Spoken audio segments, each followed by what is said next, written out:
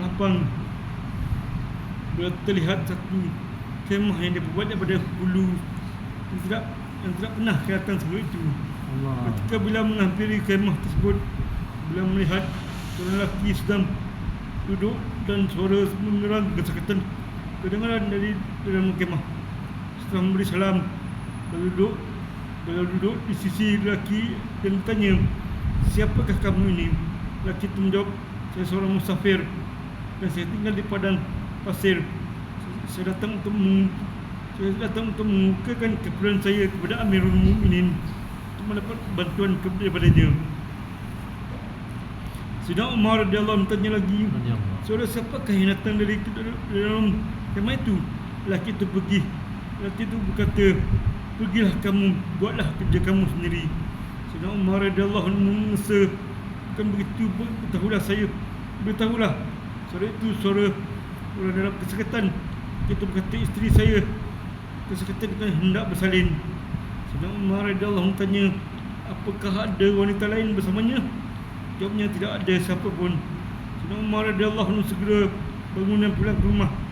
Beliau berkata kepada isterinya, Sayyidatina Ummu Kalsum radhiyallahu anha, "Ada satu perkara yang besar ganjarannya ditakdirkan untukmu." Isterinya bertanya, "Apakah perkara itu?" Beliau jawab, "Seorang wanita dari kampung sedang sakit hendak bersalin. Dia dalam keseorangan." Kata isterinya, "Saya sedia saja sekiranya abang bersetuju."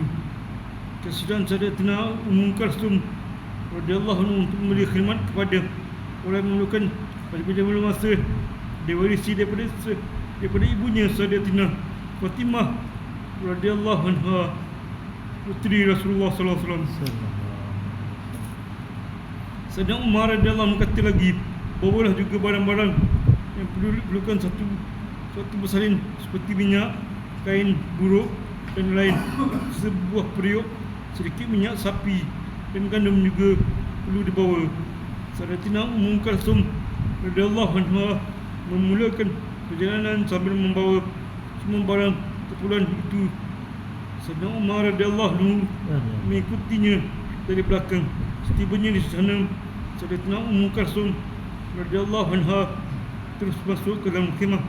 Sementara Sayyidina Umar radhiyallahu anhu menyalakan api dan telah memasukkan bijirin dan minyak sapi ke dalam periuk tersebut. Sementara itu wanita tersebut telah selamat bersalin. Sayyidatina Ummu Kalsum radhiyallahu anha menyampaikan berita itu kepada kemah, "Wahai Amirul Mukminin, sampaikanlah berita gembira kepada kaummu kerana dia mendapat anak lelaki." Mendengar lafaz Amirul Mukminin, lelaki itu menggelabah. Sayyidina Umar radhiyallahu anhu berkata, "Jangan takut, tidak apa-apa yang patut dirisaukan." Sayyidina Umar radhiyallahu anhu meletakkan periuk tersebut berdekatan dengan kemah dan menyuruh isterinya memberi makan kepada wanita tersebut. Sayyidatina Ummu Kalsum radhiyallahu anha memberinya makan dan kemudian meletakkan kembali periuk itu di luar kemah. Sayyidina Umar radhiyallahu anhu berkata kepada orang kampung itu, "Engkau pun makanlah sepanjang malam kau habiskan dengan berjaga." Setelah berpesan kepada lelaki itu, "Esok datanglah keperluanmu akan diuruskan." Sayyidina Umar radhiyallahu anhu pun pulang ke rumah bersama isterinya. Keterangan tidak usah diperkatakan kita mana-mana raja atau pembesar pada zaman kita ini. Malah seorang lelaki, seorang kaya yang biasa pun susah nak dicari, yang sanggup membawa isteri kepada pasir dan dia sendiri meniup api memasak makanan demi memenuhi keperluan orang miskin dan membantu musafir yang berada dalam perjalanan. Tak perlu dipersoalkan tentang orang kaya adakah ahli agama sehingga melakukan demikian. Kita harus renung apakah kita melakukan amalan sama seperti yang dilakukan oleh para sahabat radhiyallahu anhum, sedangkan kita mendakwa bahawa kita pengikut mereka dan mengharapkan keberkatan seumpama yang telah mereka peroleh. Satu lagi insya-Allah itu